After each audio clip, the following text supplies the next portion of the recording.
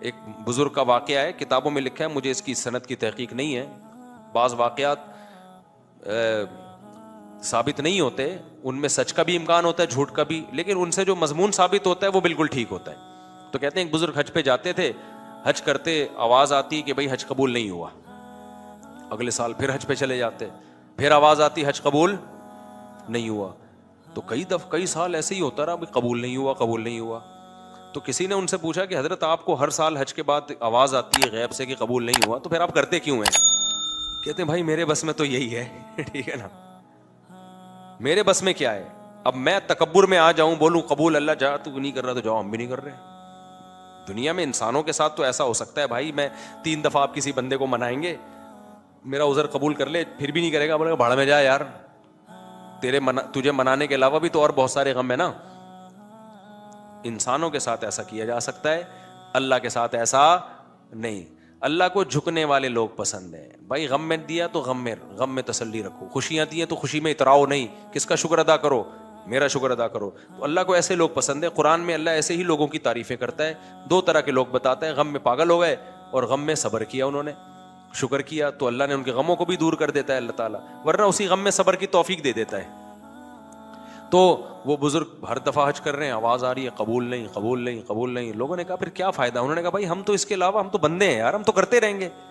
تو جب انہوں نے یہ الفاظ کہے نا, تو کہتے ہیں غیب سے آواز آئی کہ یہ والا بھی قبول ہے اور اس سے پہلے جتنے کیے وہ بھی قبول ہے. تو اللہ یہ لفظ سننا چاہ رہے تھے. تبھی جن لوگوں کا نماز میں دل نہیں لگتا نا, کہتے ہیں نماز میں ایکچولی مزہ ہی نہیں آ رہا, پنکھے گن رہے ہوتے ہیں, ٹینشن اتنی ایسی, نماز کا کیا کرنا. وہ بھائی دفع کرو یار, اللہ نے کہا وضو کر کے میرے سامنے کھڑا ہو کے نماز پڑھ لو بس, ٹھیک ہے نا. ہم اس سے زیادہ کچھ کر نہیں سکتے, تو ہم تو جھکے رہیں گے اللہ کے سامنے, اور کوئی ہمارے پاس آپشن ہی نہیں ہے. تو کبھی اللہ حاجت پوری کر دے گا. خدا کی قسم, جس کو دعا کا فلسفہ سمجھ میں آ جائے نا, تو وہ ایتھیس جو دعا قبول نہ ہونے سے خدا کا انکار کر رہا ہے, اگر اسے دعا کا فلسفہ سمجھ میں آ جائے تو دعا سے زیادہ لذیذ عبادت پھر کوئی نہیں ہے. کیونکہ اس میں پتا ہے کہ یار اللہ کو مانگنے والے کو دیتا ہے, اللہ دے گا کیسے, یہ اس کی مرضی. تو وہ مانگتا ہی رہتا ہے. وہ کہتا ہے بھائی قبول نہیں ہو رہی, تو اور زیادہ مزہ آتا ہے مانگنے میں. قبول ہونا شروع ہو جائیں تو پھر تو آدمی کہتا ہے کہ یار یہ کیا ہے, یہ تو غیب پر ایمان تھوڑی رہا. نہیں ہو رہی, پھر جو مانگتا ہے تو اس سے اللہ کو محبت ہوتی ہے. اس لیے حضرت عمر کا قول یاد رکھو. حضرت عمر فرماتے ہیں میں جب دعائیں مانگتا ہوں تو مجھے اس کی فکر نہیں ہوتی قبول ہو رہی ہے کہ نہیں ہو رہی, مجھے اس کی زیادہ فکر ہوتی ہے دعائیں مانگنے کی توفیق مل رہی ہے کہ نہیں مل رہی ہے. کیونکہ اللہ کے سے مانگ رہے ہو نا, اگر اس کا مطلب اللہ کے وجود پر بھی ایمان ہے, اس پر بھی ایمان ہے کہ حاجتیں وہی پوری کرتا ہے, اس پر بھی ایمان ہے کہ اس کے بغیر کچھ ہو نہیں سکتا, تو یہ بڑی کوالٹی ہے بھائی. باقی کچھ ملے نہ ملے, اس کا مطلب آپ کامیاب ہو, چاہے ناکامی کے نقشے نظر آ رہے ہو. کیونکہ انجام تو اصل تو اینڈ کا اعتبار ہے کہ انجام کیسا ہوتا ہے آپ کا. آپ ساری زندگی خوشیوں میں رہے اور آخر میں پھانسی کے پھندے پہ لٹکنا ہے, کیا فائدہ ایسی خوشیوں کا. ساری زندگی جیل میں, آخر میں رہائی ہے, تو اینڈ کے لحاظ سے آپ کیا ہیں, کامیاب ہے. تو بے شک یعقوب علیہ السلام کی ساری زندگی غموں میں گزری, اینڈ کیا ہوا, انجام اچھا ہوا. اور ساری زندگی خوشیوں میں گزرے, انجام پھانسی کے پھندے پہ لٹک کے خودکشی کر کے مر گئے, تو کیا فائدہ بھائی ایسے. تو یہ جتنے فنکار اداکار جو خدا کے منکر ہوتے ہیں, اور جتنے لبرل سیکولر لوگ خدا کے منکر ہوتے ہیں, ان کا انجام دیکھا کرو, ان کی حال نہ دیکھا کرو. اور جتنے علماء صلحاء ہیں ان کا انجام دیکھا کرو, ان کا ماضی نہ دیکھو, ماضی بڑا ٹف گزرا ہوتا ہے. تو ایک تو ایتھیزم اس طرح سے ہوتا ہے نا, اور دوسرے ہوتا ہے جن کو دلائل کچھ کھوپڑی ان کی صحیح کام نہیں کر رہی ہوتی. وہ کہتے ہیں یار ہر چیز اب ایک لاجک سے ہو رہی ہے. ان لوگوں کے لیے میں مختصر دلیل دے رہا ہوں, بس پھر بیان ختم کرتا ہوں. کہتے ہیں یار جب دنیا میں ہر کام لاجک سے ہو رہا ہے تو خدا کہاں ہے پھر. اب تو سائنس نے ہر چیز کی لاجک پیش کر دی نا. کیا خیال ہے بھائی, یہ زمین میں پہلے لوگ کہتے تھے یار گھٹلی زمین میں جاتی ہے, یوں ہوتا ہے, فرشتے آ کے کچھ یوں یوں کر رہے ہوں گے, کچھ دیو ہے, کچھ بھگوان ٹائپ کی چیزیں. اب تو سائنس نے بتا دیا بھائی یہ پروسیس ہوتا ہے, صحیح ہے نا. وہ زائگوٹ بنتا ہے, پھر یوں ایک تنا بنتا ہے, پھر یہ پھول ہوتے ہیں ایکچولی, پھر تتلیاں بیٹھتی ہیں نرماد, ایکچولی یہ ہو رہا ہے. بھگوان کہاں ہے اس میں, کوئی دیو کچھ بھی نہیں. تو لاجک سے ہر چیز ہو رہی ہے. اس کی دلیل سمجھو, 2 اور 2 4 کی طرح. سمجھ میں آ رہی ہے بات؟ اور آسان کر دیتا ہوں. ہمارے ایک دوست یونیورسٹی میں پڑھتے تھے, ان کے پروفیسر تھے ملحد, ایتھیسٹ تھے. تو مجھے آ کے انہوں نے بتایا کہ میرے پروفیسر صاحب کہہ رہے ہیں یار خدا کہاں ہے, یہ مولویوں نے پتہ نہیں کیا خدا بنایا ہوا ہے. ہم تو گاڑی کے ایکسیلریٹر پہ جب پاؤں رکھتے ہیں تو گاڑی چلتی ہے, جب بریک لگاتے ہیں تو گاڑی رکتی ہے تو خدا کہاں ہے؟ خدا کو تو جب مانے پاؤں ایکسیلیٹر پہ رکھا ہوا ہے لیکن گاڑی رک رہی ہے, ٹھیک ہے نا, کوئی غیبی طاقت روک رہی ہے اس کو. پاؤں بریک پہ رکھا ہے ہم نے لیکن خدا گاڑی کو کیا کر رہا ہے؟ چلا رہا ہے. تو یا تو ہر کام لاجک سے ہو رہا ہے, تو لاجک ہی سب کچھ ہے, سائنس ہی سب کچھ ہے. میں سمجھا پا رہا ہوں اپنی بات؟ یہ وہ اشکال ہے جس کی بیس پہ ہزاروں لوگ مرتد ہو چکے ہیں, اسلام چھوڑ, ہزاروں تو نہیں سینکڑوں تو چھوڑ ہی چکے ہیں. اور جتنے بھی ملحد لوگ ہیں, چاہے عیسائیوں میں, اسلام میں تو بہت کم ارتداد ہے نا, عیسائیت یہودیت میں بہت زیادہ ہے. کہ یار جب ہر کام لاجک سے ہو رہا ہے تو خدا کو ماننے کی ضرورت کیا ہے؟ سمجھ میں آ رہی ہے کہ نہیں آ رہی ہے؟ خدا کو ماننے کی یہ کائنات جو سائنسی اصولوں میں جکڑی ہوئی ہے, تو اس کا جواب خوب سمجھو. میں نے ان کو فوراً جواب, وہ بڑے پریشان تھے نا اس سوال سے. ہمارے پروفیسر صاحب نے کہا یار ایکسیلریٹر پہ پاؤں رکھو تو چلتی ہے کیونکہ چلانا ہے اس کا کام, روکو تو کیا ہوتی ہے؟ خدا کو جب مانیں گے جب الٹا پلٹا ہو رہا ہو, ٹھیک ہے نا, ہونا کچھ چاہیے ہو کچھ اور رہا ہو. میں نے اس سے کہا, اس پروفیسر صاحب سے بولو سر کائنڈلی آپ سے مجھے ایک کام ہے. میں نے کہا کلاس میں نہیں بلکہ اس کو چھاؤں میں لے کے جاؤ. میں ایسے ہی بات کرتا ہوں, سر کائنڈلی آپ ذرا چھاؤں میں آ جائیں.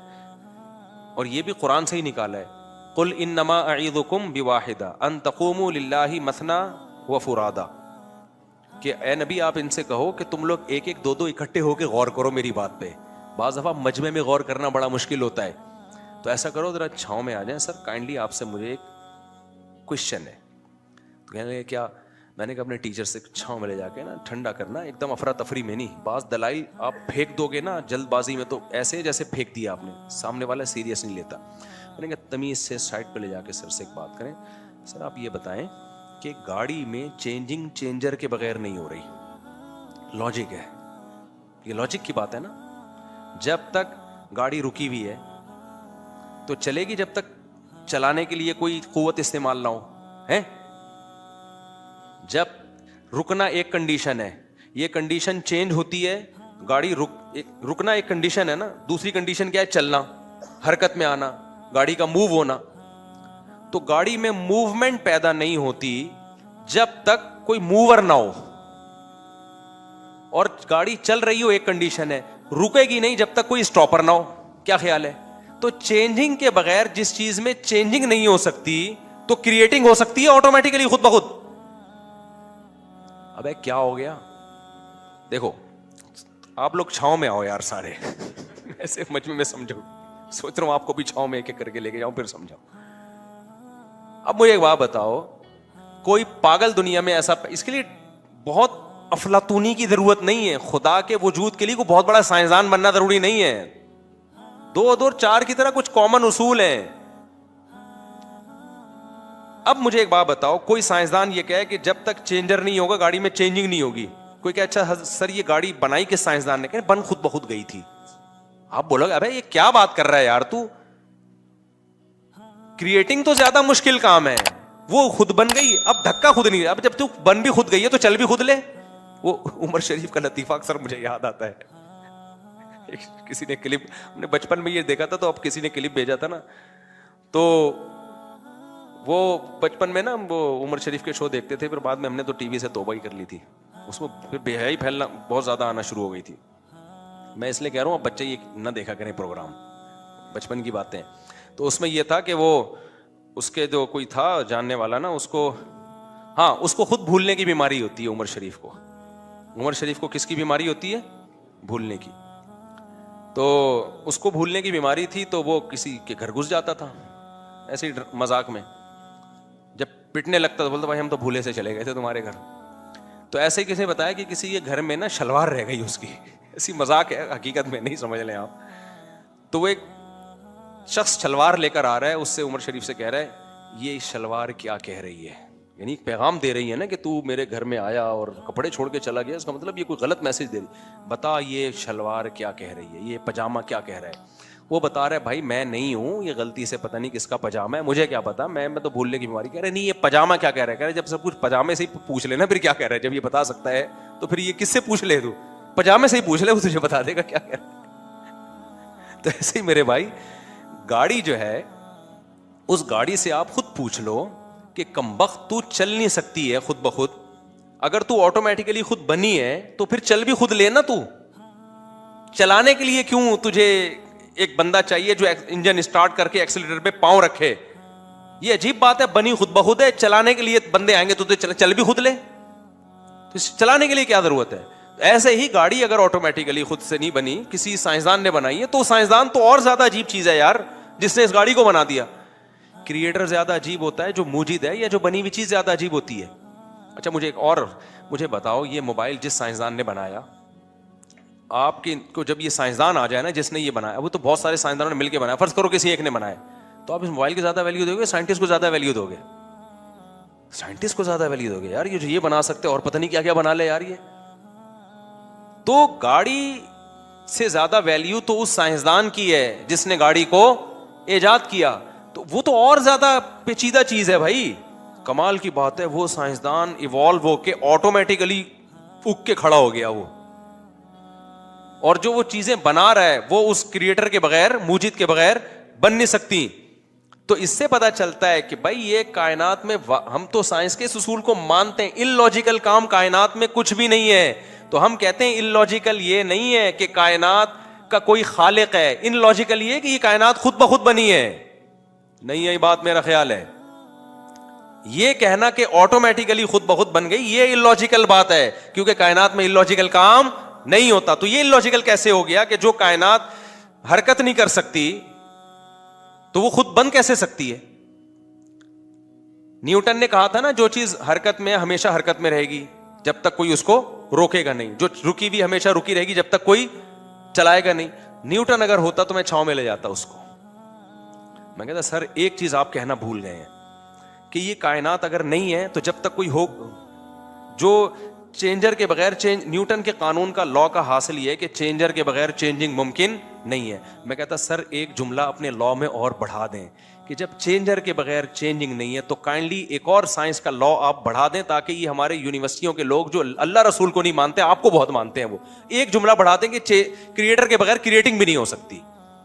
تو نیوٹن نے نہیں بڑھایا کیونکہ مذہب نیوٹن کا ٹاپک نہیں تھا, لیکن قرآن نے بڑھایا ہے بار بار کہ جس کائنات میں چینجر کے بغیر چینجنگ نہیں ہو سکتی, کریٹر کے بغیر کریٹنگ کا عمل کیسے ہو گیا. صاف پتہ چلتا ہے, اسی لا سے پتہ چلتا ہے کہ بھئی نیوٹن کا یہ آدھا لا پڑھایا جا رہا ہے, کیونکہ آگے پڑھا دیں گے نا تو پتہ ہے نتیجہ کیا نکلے گا. کیونکہ جب کریٹر کے بغیر کریٹنگ نہیں ہو سکتی تو پھر بہت سارے مسائل کھڑے ہو جائیں گے ساری دنیا کے لیے. وہ یہ کہ پھر کریٹر ہے کون. یہاں سے انسان نظریں چرانا چاہتا ہے کہ کریٹر کو بیچ میں لے کر آئے تو پھر خدا کو ماننا پڑے گا, خدا کو مانا تو رسولوں کو ماننا پڑے گا, آسمانی کتابوں کو ماننا پڑے گا, پھر مذہبوں کو ماننا پڑے گا, پھر کون سا مذہب صحیح ہے کون سا غلط ہے اس کو ماننا پڑے گا. پھر جب صحیح مذہب تک پہنچیں گے تو پھر مذہب نے کیا کہا ہے, حلال کیا ہے حرام کیا ہے, زنا حلال ہے لیگل ہے اللیگل ہے, شراب لیگل ہے اللیگل ہے, یہ ساری چیزیں ماننی پڑیں گی.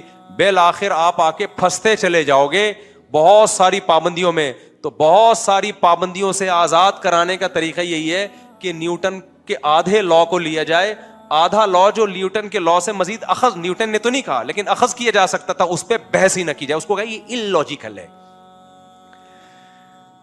دوبارہ کبھی چھاؤں میں ملیں گے تو انشاءاللہ میں دوبارہ سمجھانے کی کوشش کروں گا, ابھی اتنا ہی کافی ہے. اس لیے اللہ کا وجود دو اور یہ جو بکواس کرتے ہیں نا فضول قسم کی کہ خدا کو پھر کس نے پیدا کیا, او بھائی یہ ان لاجیکل اس کائنات کے بارے میں ہے کہ خود بخود بن جائے. خدا کو تو ہم جانتے ہی نہیں ہیں, وہ اس کائنات کا حصہ تھوڑی, وہ تو کائنات سے الگ ہے, اس کو تو ہمیں پتہ ہی نہیں. کمال کی بات ہے اس خدا کو ہمیشہ سے ماننے کے لیے تیار نہیں ہے, کہہ رہے ہیں عقل میں نہیں آ رہا, اور اس کائنات کو ہمیشہ سے ماننے کے لیے تیار ہیں جو عقل میں آ رہی ہے. وہ تو اور زیادہ بے عقلی کی بات ہے کہ یہ کائنات ہمیشہ سے ہو. سمجھتا نہیں ہے نا بات کو, جب نہیں پڑھے گا رات کو تو نہیں سمجھے گا بات کو. تو اس لیے سائنس کے چکر میں نا اپنے جہنم نہ خریدو میرے بھائی, سائنس کو خدا نہ بنا لو. جتنی ہے سائنس اتنی رہنے دو اس کو, ٹھیک ہے نا, کہتے ہیں سائنس میں ہے تو جتنی ہے اتنی رہنے دو. تو یہ نہیں ہو سکتا, امپاسبل ہے یہ خود بخود دھماکے اور سورج چاند ستارے اور انسان اور یہ وسیم بھائی کلیم بھائی. میں وسیم کی مثال سے دیتا ہوں کہ انسان کا لفظ بھی مبہم ہے, کہتے ہیں انسان بن گیا. اب وسیم کو دیکھو الگ سے لے جا کے, یار یہ کیسے بن گیا یار, یہ پھر آئے گا نہیں بھائی. نہ غفار بن سکتا ہے, نہ سبکتگین بن سکتا ہے, نہ وحیدہ بن سکتی ہے, نہ نسرین بن سکتی ہے خود بخود. یہ نہیں ہو سکتا, اٹ ازنٹ پاسبل. ٹھیک ہے, تو اپنے ایمان کو مت بگاڑو, یہ اہم بات تھی. اور ایک اور بات بیان میں رہ گئی تھی, ہاں, تو اس لیے میں کہتا ہوں قرآن نے اس ٹاپک کو بہت زیادہ چھیڑا ہے 3 ہفتے سے مسلسل یہی, اور اس ٹاپک کو کہ تمہیں آخرت میں حساب و کتاب دینا ہے, موت کے بعد زندگی ہے. تو اب میں بہت پریشان ہوتا ہوں کہ یار نظریاتی اصلاح تو میں کرتا رہتا ہوں, عملی اصلاح کی طرف بھی اب آنا چاہیے. بھائی نظریہ تو بن گیا, اللہ بھی ہے تو کیا کریں, تو ہیں تو ویسے کہ ویسے ہی. جب اللہ کو مانتے تھے تو بھی ویسے ہی تھے. مسلمان جب اللہ کو نہیں مانتا تو جیسا ہوتا ہے, ماننے کے بعد بھی. بولو, صبح بھی پہلے بھی 2 پراٹھے کھا رہا تھا, اللہ کو ماننے کے بعد بھی کیا کرے گا, 2 پراٹھے کھائے گا. پہلے بھی گٹکا کھاتا تھا, اللہ کو ماننے کے بعد بھی کیا کرے گا, گٹکا کھائے گا. جب اللہ پہ ایمان نہیں تھا تو بھی جمعہ پڑھ لیا کرتا تھا, ہو سکتا ہے میں بھی, ہو سکتا ہے اللہ نکل آئے قیامت کے دن, جو ہفتے میں 1 دن نماز پڑھ لو. جب اللہ پہ ایمان لے آیا دلائل کی دنیا میں تو بھی کیا کر رہا ہے, جمعہ ہی پڑھ رہا ہے. تو اس لیے اتنا کافی نہیں ہے کہ ہم اپنے نظریات کی اصلاح کریں. انسان کو تربیت کے لیے پریکٹیکلی اصلاح کی ضرورت ہے. ہمارے نبی نے صحابہ سے روزے رکھوائے ہیں, ہمارے نبی نے صحابہ سے خواہشات کی قربانی دلوائی ہے, میدان جنگوں میں لا کے لڑوایا ہے صحابہ کو. تو انسان کی اصلاح صرف بیانات سننے سے نہیں ہوتی میرے بھائی, یہ بھی ایک بہت بڑا حصہ ہے. پریکٹیکلی کچھ کرنا پڑتا ہے. تو اب آپ نا پریکٹیکلی کچھ کرنا شروع کر دیں. اور اس میں جمعے میں جو بیان چلا رہا ہوں نا, پہلے اپنی خوراکوں کو ٹھیک کریں, کیونکہ خوراکیں جس قسم کی چل رہی ہیں اس سے سستی کے علاوہ کچھ بھی حاصل نہیں ہوگا. جس آدمی کو اپنے منہ پہ کنٹرول نہیں ہے نا, خواہشات پہ کنٹرول ہو ہی نہیں سکتا. تو اپنے لائف اسٹائل کو بھی چینج کرو میرے بھائی.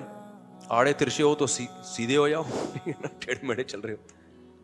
اور دوسری بات یہ کہ خواہشات کی قربانی دینا سیکھو. تو خواہشات کی قربانیوں کے بہت سارے پیکج ہیں اسلام کے پاس, لیکن اسلام نے خواہشات کی قربانی کے لیے جس پیکج کو سب سے زیادہ ویلیو دی ہے وہ روزہ ہے. میں نے وہ بیان کیا تھا 10 روزے رکھیں, اور میں نے کہا میں نے بھی رکھ لی الحمدللہ. تو لوگوں کے کمنٹس آئے ہوئے تھے, یار 2 روزوں کے بعد حالت خراب ہو گئی, کسی کام میں دل نہیں لگ رہا, یہ وہ وغیرہ وغیرہ نا, پتہ نہیں کس مصیبت میں ڈال دی. اس طرح کے نا آڑے ترشے سے آ رہے تھے, انہوں نے چھوڑ دیے ہوں گے پھر. تو دیکھو جب بھی کوئی کام شروع میں کیا جاتا ہے نا تو یوز ٹو ہونے میں ٹائم لگتا ہے, عادت ڈالنی پڑتی ہے. 2-4 دن کی تکلیف ہے, پھر آہستہ آہستہ عادت ہو جاتی ہے.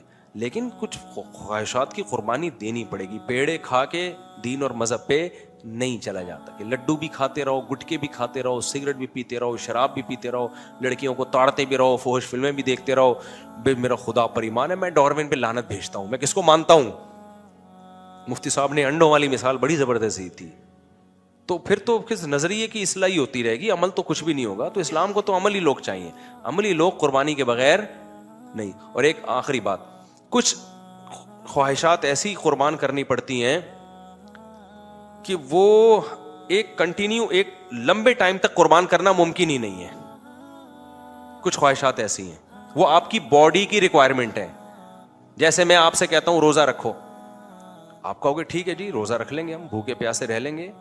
لیکن میں کہوں کہ آپ افطاری بھی نہ کرو, سحری بھی نہ کرو, رکھو, تو آپ بولو گے 2-3 دن کے بعد آپ بولو گے بس کرو, مر رہے ہیں بھائی, برداشت سے باہر ہو رہا ہے.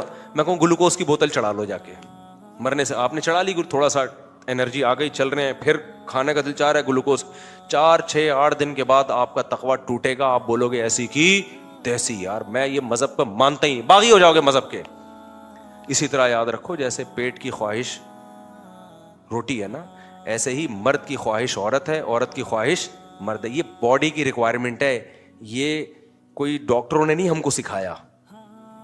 تو باڈی کی جو یہ ریکوائرمنٹ ہے اگر یہ حلال طریقے سے پوری نہ ہو تو ایک حد تک آپ بد نظری سے, فحش فلموں سے, ہینڈ پریکٹس سے, زنا سے ایک حد ہوگی. اس کے بعد جو آپ کا تقویٰ ٹوٹے گا نا تو آپ محلے کے وہ بدماش بن کے دکھاؤ گے جو اس کائنات میں کبھی پیدا. میں نے ایسے لوگ دیکھے پرہیزگاری میں نکاح نہیں کیا اور بہت نیک پرہیزگار, کبھی دیکھا بھی نہیں, اور اندر کی خواہش جمع ہو رہی ہے. جب ان کا تقویٰ ٹوٹا ہے نا تو ایسے بدماش بنے ہیں کہ آپ کی سوچ ہوگی. اس لیے اسلام نے جہاں بے حیائی کو حرام قرار دیا اتنی ہی اسپیڈ سے حلال پر زور بھی لگایا ہے, حلال کو فوکس بھی کیا ہے. بھائی یہ صرف یک طرفہ کاروائی نہیں ہے کہ بچنا ہے, کیونکہ یہ تو نیچرل ہے نا. تبھی آپ دیکھو نا اسلام نے روزے کا حکم دیا رکھو, لیکن افطاری میں جلدی کا بھی تو حکم دیا نا. اللہ کو پتا تھا جلدی افطار نہیں کریں گے, میں کہوں گا مستحب یہ کہ 3 گھنٹے بعد روزہ کھولا جائے.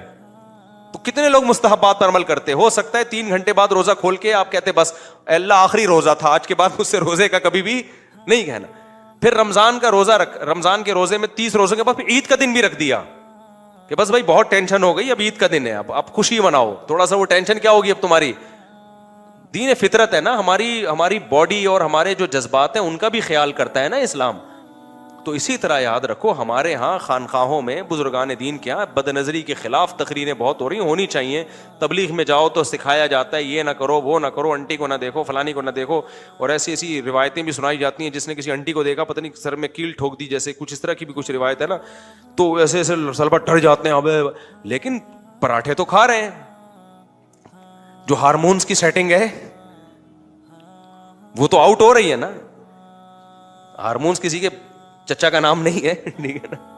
جو آپ کے جو ہارمونز ہیں چاہے عورت ہو یا مرد ہو وہ تو پیک پر پہنچے ہوئے ہیں, وہ تو تبلیغ میں نکل کے یا خانقاہ میں جا کے اور اچھے ہو جاتے ہیں. وجہ اس کی ہے کہ جب انسان دین پہ چلتا ہے تو صحت خراب نہیں ہوتی بلکہ صحت اچھی ہوتی. تو جتنی اچھی ہوگی اتنے ہارمونز اور بڑھیں گے.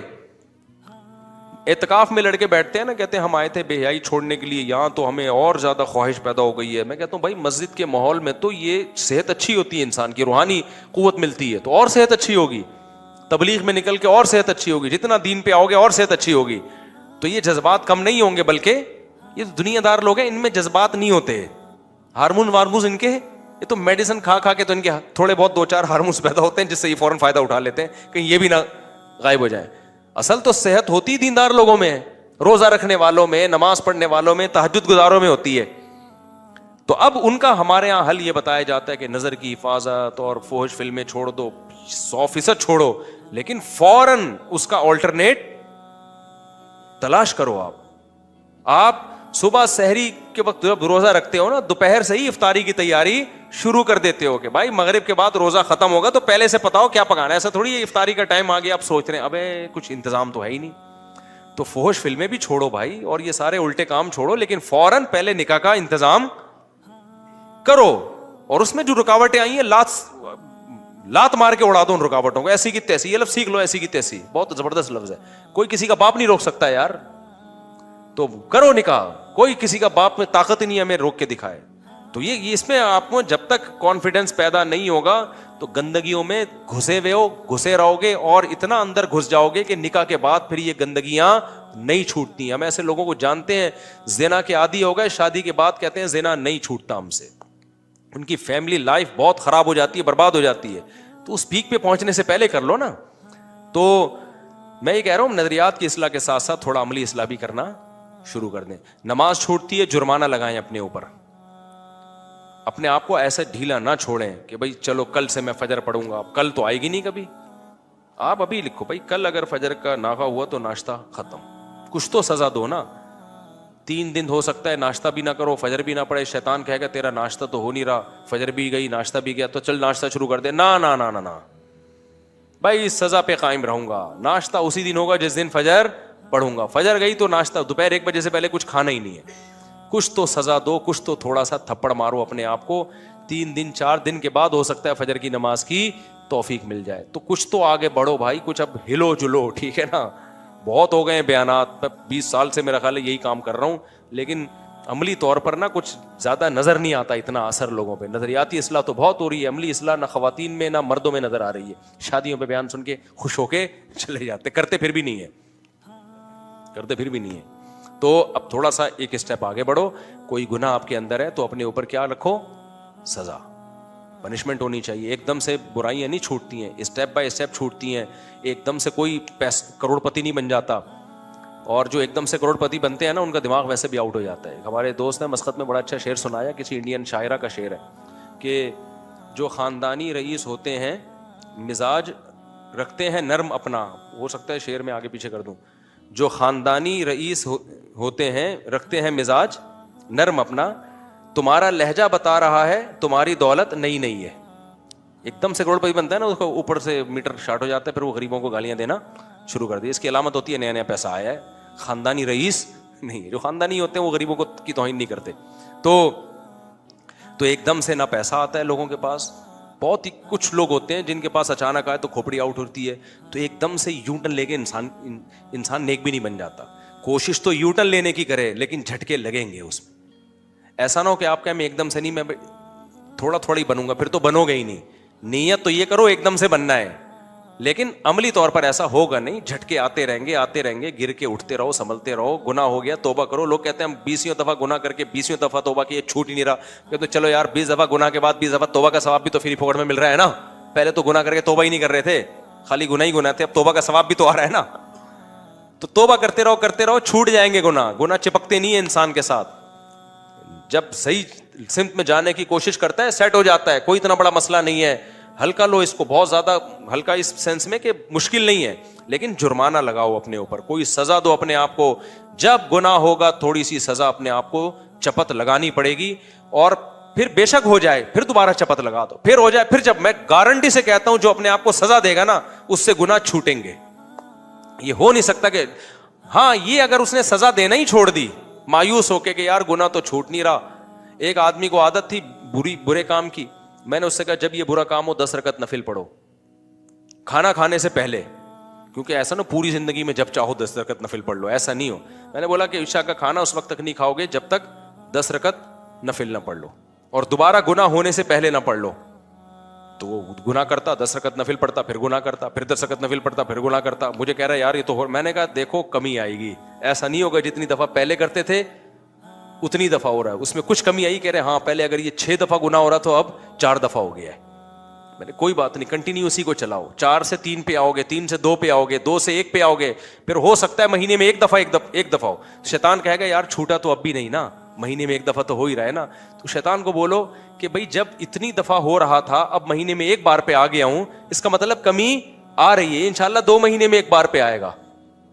اور جب ایک دفعہ سمت صحیح ہو جائے نا, ٹریک صحیح ہو جائے تو منزل تک اللہ پہنچا ہی دیتا ہے. اور ویسے بھی بھائی حضرت مفتی تقی صاحب کا بڑا پیارا شعر ہے کہ وہ بڑا زبردست شعر ہے نا کہ یہاں تو عین منزل ہے تھکن سے چور ہو جانا, قدم ہو راہ الفت میں تو منزل کی ہوس کیسی. بڑا پیارا شعر ہے حضرت کا. راہ الفت میں یعنی محبت کی راہ میں جب آپ نے قدم چلا لیے نا تو پھر ہمیں منزل نہیں ہمیں وہ چلنا ہی اچھا لگتا ہے. قدم ہو راہ الفت میں تو منزل کی ہوس کیسی, یہاں تو عین منزل ہے تھکن سے چور ہو جانا. منزل پہ پہنچنے کے جو راستہ ہے نا اسی میں تھک ہار کے بیٹھ جانا, یہی منزل ہے. تو جب آپ اللہ کی طرف چل پڑے نا تو بے شک گناہ نہیں بھی چھوٹنے, ٹریک سیدھا ہو گیا نا. تو بس ٹریک سیدھا ہونے کا مطلب اللہ کی رخ تو اللہ کی طرف ہو گیا نا بھائی, تو بس اللہ اسی کو قبول کر لے گا. ہمیں تو اللہ کو راضی کرنا ہے نا. اللہ کہتا ہے بھائی تو گناہوں کے ہاتھوں ہتھیار نہیں ڈالے, کوشش میں لگا رہا, تو اللہ ہو سکتا ہے اسی کو قبول کر لے کہ چل بھائی تو نے کوشش تو کی ہے نا, چل جانا. ہمارا مقصد تو اللہ کی رضا ہے نا, تو ہم اسی راستے میں ہی تھک کے چور ہو کے مر جائیں تو کوئی بات نہیں. ہم اللہ سے قبر میں کہہ سکتے ہیں اللہ اپنی کوشش میں لگا ہوا تھا, آخری سٹا میں نے ہفتے کے دن لگایا تھا, اتوار کو میری موت ہو گئی, میرا پلان یہ تھا کہ یہ ہفتے والا سٹا بھی میں نے چھوڑنا ہے, مہلت ہی نہیں دی تو نے اٹھا لیا. تو ہو سکتا ہے اللہ کہے چل بھائی تو پہلے مہینے میں 6 سٹے لگاتا تھا, تو نے اس دن مہینے میں 1 سٹا لگایا اور تو مر گیا, تو ٹھیک ہے تو گناہ چھوڑ کے تو نہیں آیا لیکن تیرا ٹریک صحیح تھا. ہو سکتا ہے تو اللہ تعالیٰ تو امید ہے بخش دے گا کہ چلو یار صحیح ٹریک پہ آ تو گئے نا. لیکن اگر آپ نے ہتھیار ڈال دی اور آپ نے کہا مجھ سے نہیں ہو رہا, تو اللہ کہے گا انلزمکموہا وانتم لہا کارہون. قرآن میں اللہ کہتا ہے تم چاہتے ہو کہ جنت میں نہ جاؤ اور تمہیں زبردستی گھسیٹ کے لے جائیں, ایسا نہیں ہوگا بھائی. جس نے گناہ پہ ہتھیار ڈال کے کمپرومائز کر لیا اٹ مینز اس نے جہنم کو کمپرومائز کر لیا ہے. تو جب آپ جہنم سے نہیں ڈرتے ہو تو اللہ بچائے گا ان لوگوں کو جو جہنم سے ڈرتے